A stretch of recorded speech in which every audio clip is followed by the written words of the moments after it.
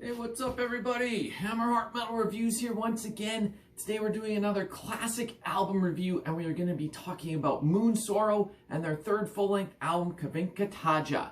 I will advise in advance that this video is going to be full of terrible pronunciations of song titles, so I apologize in advance. I will do my best. But anyways, yeah, this album was released March 10th, 2003, so it is celebrating its 20th anniversary, which I cannot believe that it's been 20 years since this absolute epic masterpiece has been released.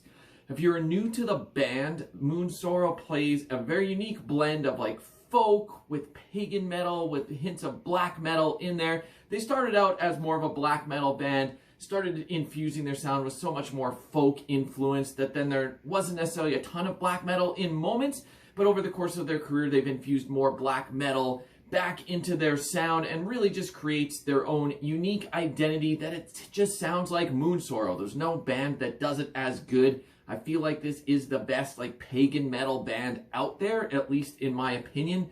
Just epic after epic album, and this one is no exception. It's 6 tracks, it's about 54 minutes long, so you know you're getting songs on the longer end of things. And yeah, like I said, this is their third full length. This album is just super triumphant and wondrous in feeling.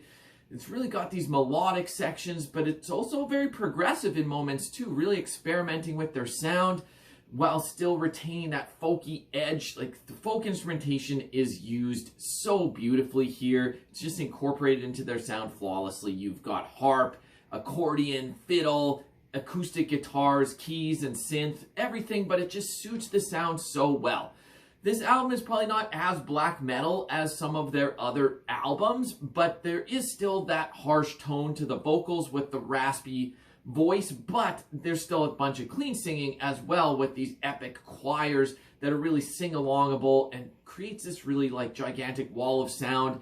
The organ and keys are really used to create this huge epic atmosphere, and like I said, it's got that mix of harsh and clean vocals and it works really well. It's full of long song structures that really just give these songs time to breathe and really lets them develop.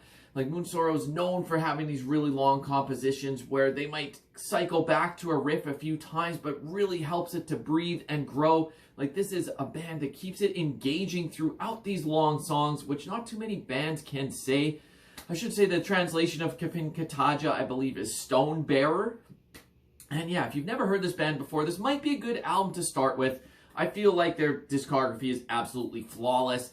So many amazing albums. Really, any album is a good place to start because they are all just epic masterpieces. But this one, if you're not as into black metal, maybe you'll get some more enjoyment out of this. It's got more of a folk metal edge to it and goes really progressive in parts, but it's still got enough black metal in there for those of you out there that are looking for that.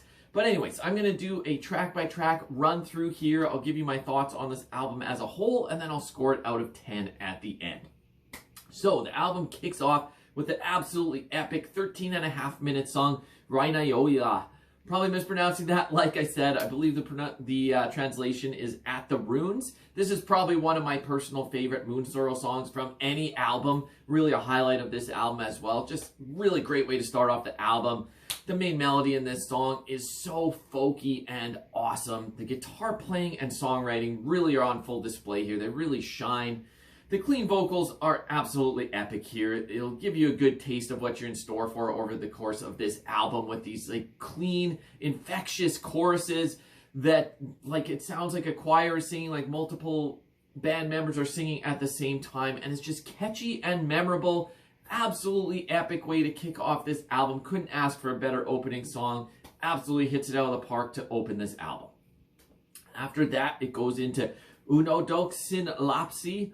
Probably mispronouncing that once again. This one's about 8 minutes long. I believe it means Child of Oblivion. This one starts a little more aggressively with this really nice driving riff. But then it goes into some really, like, some more awesome riffing as well that's very melodic and energetic. Like, this one will get your blood flowing, get it pumping. Really energetic song. Once again, another example of really catchy chorus with these clean choirs. And just all in all, another stellar song. Like, you're going to be hearing me say these words over and over because this album is amazing. After that, the third song, Jumaltan Kaipunki, including to have a Toinen Prankto. I apologize for that.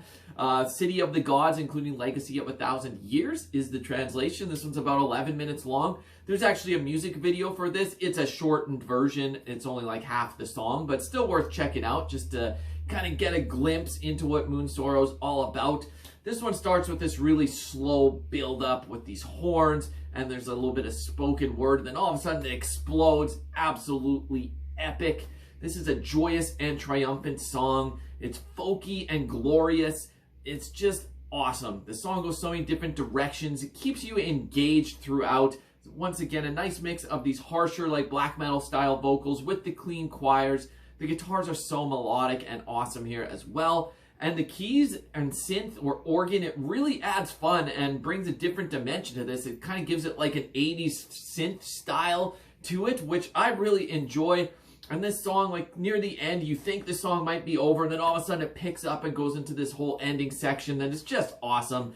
I love it when it kicks in and the way that it carries to the end of the song. Really awesome stuff. Another highlight from the album for sure.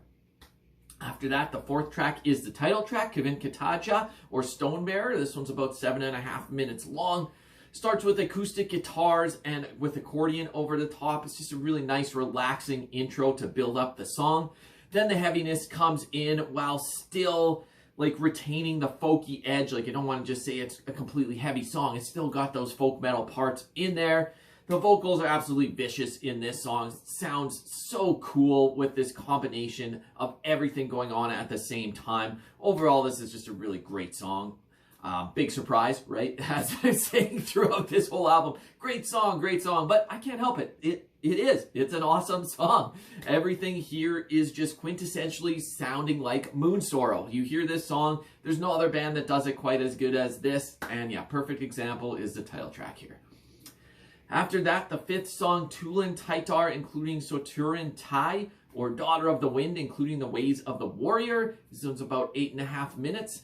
This one's got another like subdued, folky melody to open up the song.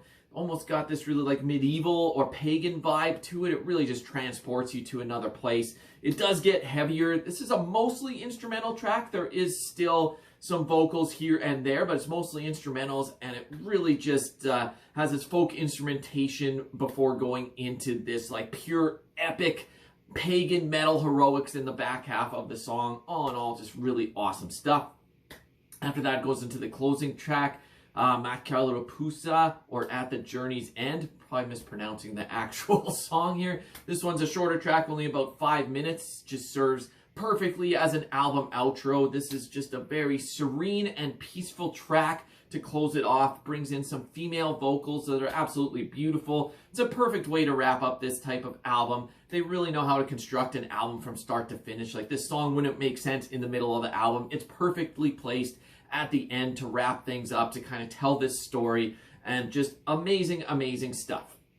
So thoughts on this as a whole, front to back, absolutely amazing. There's no moments in here that I dislike. I enjoy this whole album. Like I said, this is one of their many masterpieces. This might not be my absolute #1 favorite Moonsorrow album, but that's a very tough pick to make. There are a couple albums I think I would give the edge to over this one, but this is right there. This is right in line with their whole discography of just being absolutely epic. If you have not heard this band, check out their whole discography, but yeah, definitely go check out this album as well. Like I said, no complaints. So to score this out of 10, I'm not going to give it a perfect 10 out of 10 because, like I said, there are a couple albums that maybe I lean to slightly more. But that being said, this is a band that never disappoints. Pretty much every album by them is at least a 9 out of 10 for me. I'm going to give this one 9.5 out of 10. It's that goddamn good. Absolutely love this band. Love this album. Go listen to it if you have not.